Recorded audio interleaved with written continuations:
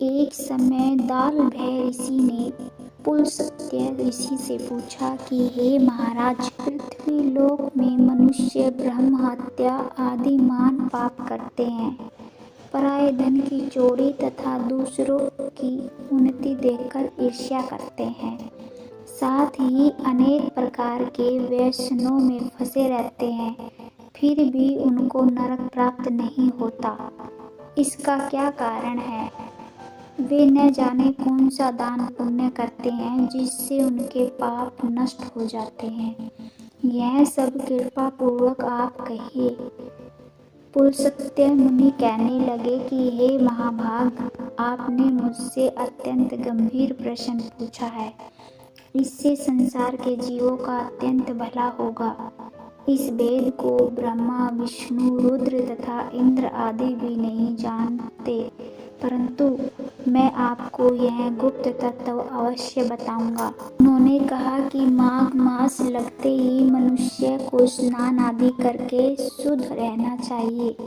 इंद्रियों को वश में कर काम, क्रोध, लोभ, मोह, अहंकार, ईर्ष्या तथा द्वेष आदि का त्याग कर भगवान का स्मरण करना चाहिए। पुष्य नक्षत्र में गोबर, कपास, तिल मिलाकर उनके कंडे बनाना चाहिए। उन कंडों से 108 बार हवन करना चाहिए। उस दिन मूल नक्षत्र को हो और एकादशी तिथि हो तो अच्छे पुण्य देने वाले नियमों को ग्रहण करें। स्नान आदि नित्य क्रिया से निवृत्त होकर सब देवताओं के देव श्री भगवान का पूजन करें और एकादशी व्रत धारण करें। रात्रि को जागरण करना चाहिए। उसके दूसरे दिन धूप, दीप, नैवेद्य आदि से भगवान का पूजन करके खिचड़ी का भोग लगाएं। तत्पश्चात पेठा, नारियल, सीताफल या सुपारी का अर्घ्य देकर स्तुति करनी चाहिए। हे भगवान, आप दीनों को शरण देने वाले हैं। इस संसार सागर में फंसे हुओं का उद्धार करने वाले हैं। हे पुंडरीकाक्ष, हे विश्वभावन, हे सुब्रह्मण्य, हे पूर्वज, हे जगतपते, आप लक्ष्मी जी सहित इस तुच्छ अर्घ्य को ग्रहण करें। इसके पश्चात जल से भरा घड़ा ब्राह्मण को दान करें तथा ब्राह्मण को श्यामा गौ और तिल पात्र देना भी उत्तम है। तिल स्नान और भोजन दोनों ही श्रेष्ठ हैं। इस प्रकार जो मनुष्य जितने तिलों का दान करता है उतने ही 1000 वर्ष स्वर्ग में वास करता है। तिल स्नान, तिल का उपटन, तिल का हवन, तिल का तर्पण, तिल का भोजन और तिलों का दान, ये तिल के 6 प्रकार हैं। इनके प्रयोग के कारण यह षटतिला एकादशी कहलाती है। इस व्रत के करने से अनेक प्रकार के पाप नष्ट हो जाते हैं। इतना कहकर पुलस्त्य ऋषि कहने लगे कि अब मैं तुमसे इस एकादशी की कथा कहता हूँ। एक समय नारद जी ने भगवान श्री विष्णु से यही प्रश्न किया था और भगवान ने जो षटतिला एकादशी का महात्म्य नारद जी से कहा सो मैं तुमसे कहता हूँ। भगवान ने नारद जी से कहा कि हे नारद, मैं तुमसे सत्य घटना कहता हूँ, ध्यान पूर्वक सुनो। प्राचीन काल में मृत्युलोक में एक ब्राह्मणी रहती थी। वह सदैव व्रत किया करती थी। एक समय वह 1 मास तक व्रत करती रही। इससे उसका शरीर अत्यंत दुर्बल हो गया।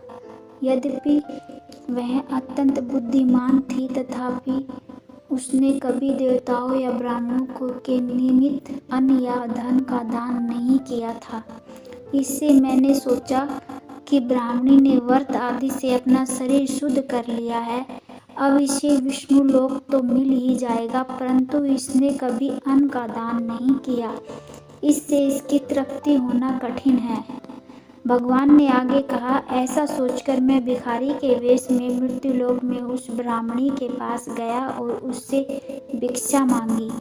वह ब्राह्मणी बोली, महाराज किस लिए आए हो? मैंने कहा, मुझे भिक्षा चाहिए। इस पर उसने एक मिट्टी का ढेला मेरे भिक्षा पात्र में डाल दिया।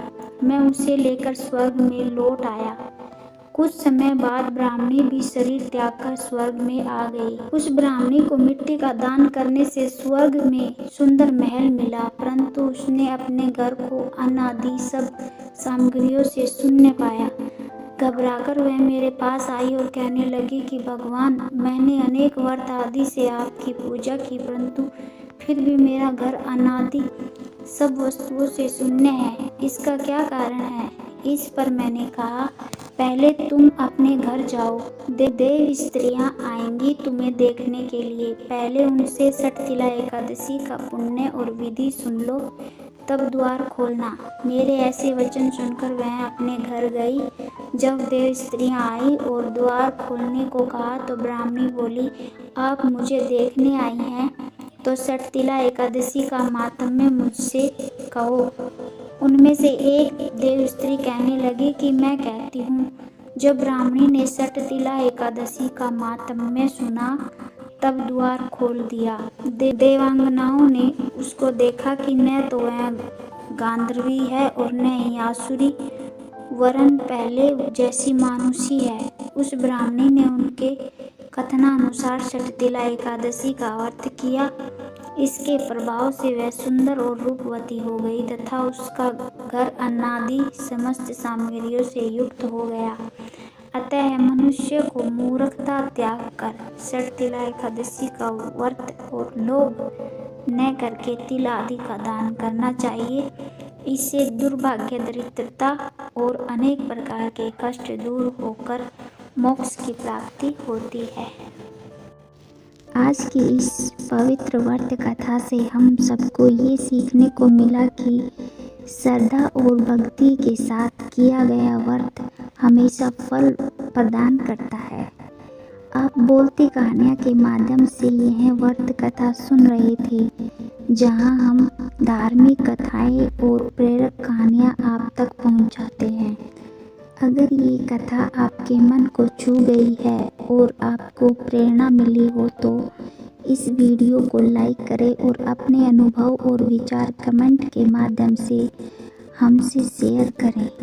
अपने मित्रों और परिवार के साथ भी इसे ज़रूर शेयर करें ताकि ये कथा उन तक भी पहुंच सके। हमारे चैनल को सब्सक्राइब करें और बेल आइकन दबाएं ताकि आपको हमारे नई कथा और व्रत की जानकारी तुरंत मिलती रहे। धन्यवाद। भगवान की कृपा आप पर सदैव बनी रहे। मिलते हैं अगली पवित्र कथा में। तब तक श्रद्धा और भक्ति के दीप जलाते रहिए।